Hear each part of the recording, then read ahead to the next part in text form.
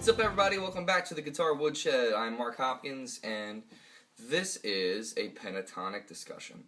Today, I want to talk to you quickly about the pentatonic scale, its most simple state, and how to make it more fun when improvising.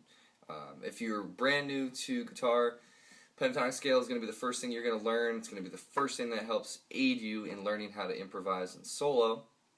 Everybody from Jimi Hendrix to Jimmy Page to Ted Nugent to whoever you love uses the pentatonic scale. Peter Frampton, all those guys.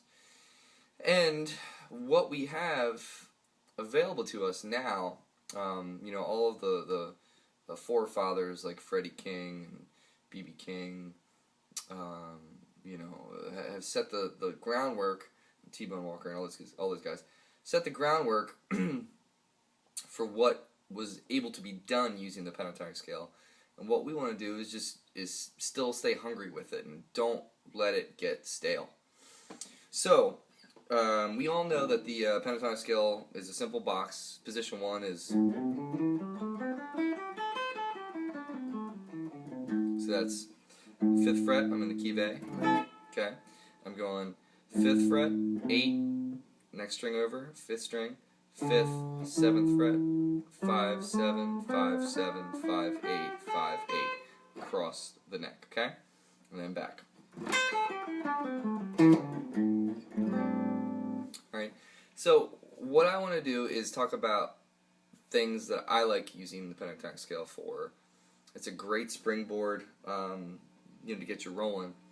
And what people, I guess, fail to recognize is the other opportunities to incorporate harmony into their solos and their improvisational settings. So I'm going to talk to you a little bit about how I do that and the things I do to get a little bit quirky, to sound more like me and not like John Mayer. Because these days, if you play any blues stuff, you get that connotation a lot, which is not bad. It's never bad to be, compared to a famous musician, so don't ever take that as a negative when someone says that to you at a show. Take it as a compliment. But what we want to do is, how can we sound more like ourselves with something so simple that's only 5 notes? Well, first of all, let's add some notes to it, alright? Let's just take the simplistic nature of the scale and let's just add 3 notes, okay? So the basic blues scale that people will teach is adding the flat 5 in, okay? So we've got the 1, the 3, the flat 3rd, the 4th, the flat 5, and then the 5, and the flat 7, and the 1 again, okay? Okay? So that flat 5, in my mind, when I play it, I think of it as, sometimes I think of it as that, that super bluesy note. But other times, I like to use it more in its tritone form to get creepy. So, if you're playing,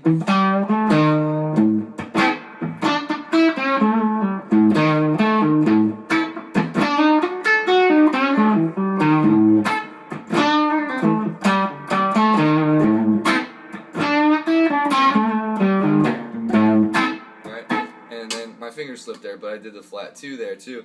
If you're playing that,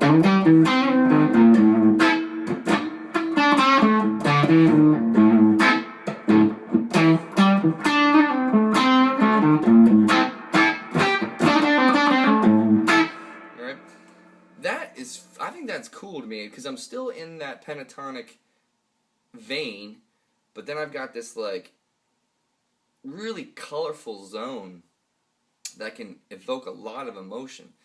So I wasn't playing that much. I'm not playing anything flashy.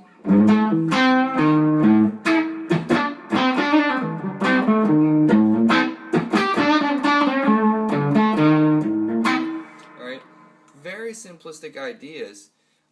You look at somebody like the Black Keys and what Dan does with his guitar. He doesn't do a lot of flashy stuff. He's doing a lot of old school kind of blues ideas, like Mississippi stuff. But then he's adding in a lot of color, to what he's playing. So the flat five, I'm a big fan of that.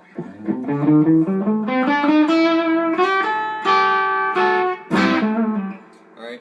Other thing I'm a big fan of is the 6. All right.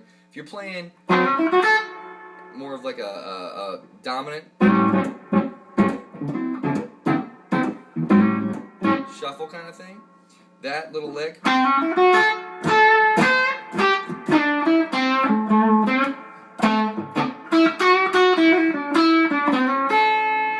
Alright, that 6 is crucial for that sound.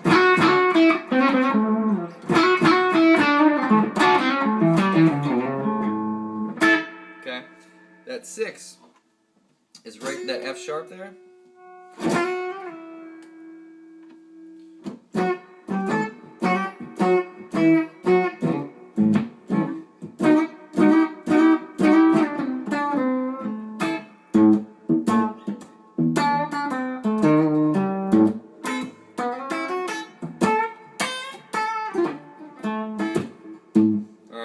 Stuff like that's fun. I kind of interspersed that flat 5 and that 6.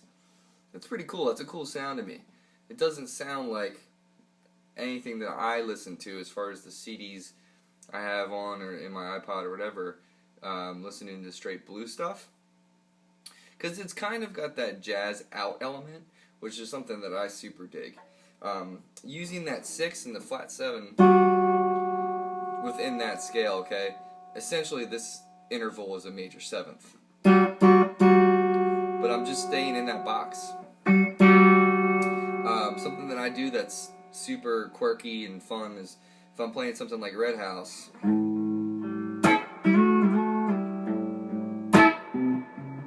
It gives it a 4 chord, you can go.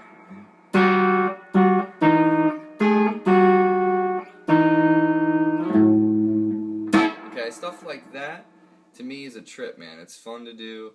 Catches people off guard. They don't hear people do that all the time. There's a lot of people that use dissonance. I'm not the first person to do it.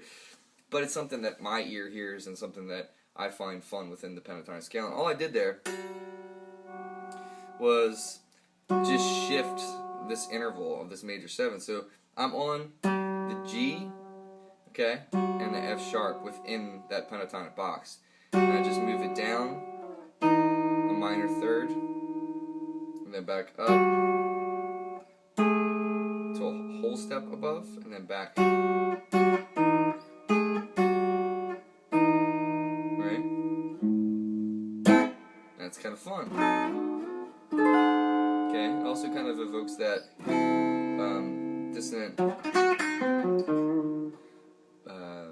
dissonant, you know, diminished sound as well.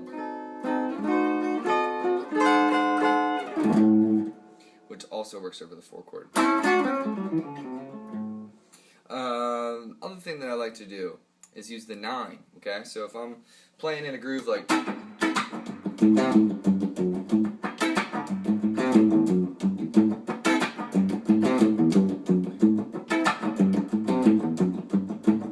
something like that, okay? I'll be like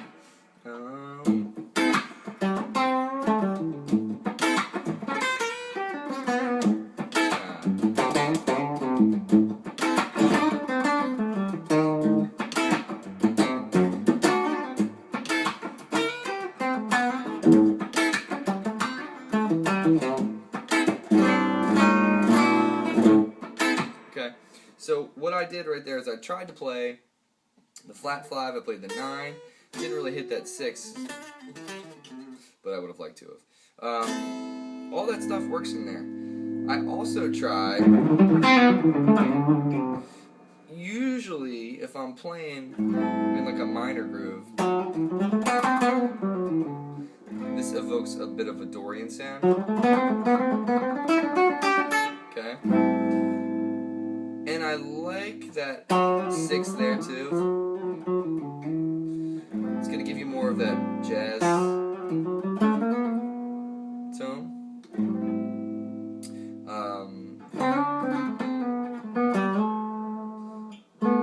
That 2 right there, that B.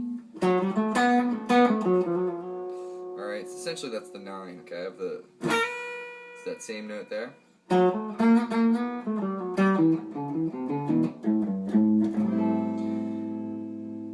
I think those two notes themselves within this scale, because you gotta think about it, here's the root, okay, and there are those two intervals. This is the 6 and this is the 9. Alright, that's pretty hip sounding. I mean, it's almost like that 6/9 kind of vibe, you know, just removing that 5th.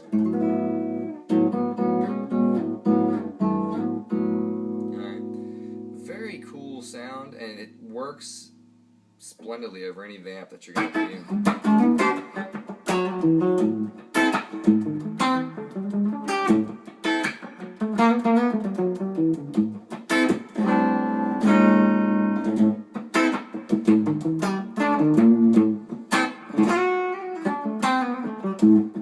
Okay, so that's all in the pentatonic box. I haven't even moved to the second position yet.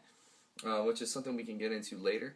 But you guys, it's just so much fun to mess with this stuff. It's like, you know, playing a little sloppy today, but it's a blast to kind of just mess with any of these ideas, using your 9, using your 6, use your A minor chord, okay? Use your A minor 9.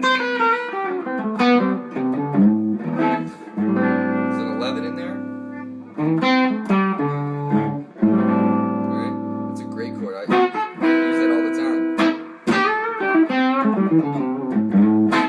Alright, so if we can just expand our vocabulary a little bit and not just be stuck with those 5 notes, there's a lot of color we can add to our solos, and it almost gives you that kind of fusion guitar sound, which, take it with the good or the bad, whatever it may be, but like that specific sound, I don't know, it's more interesting to me.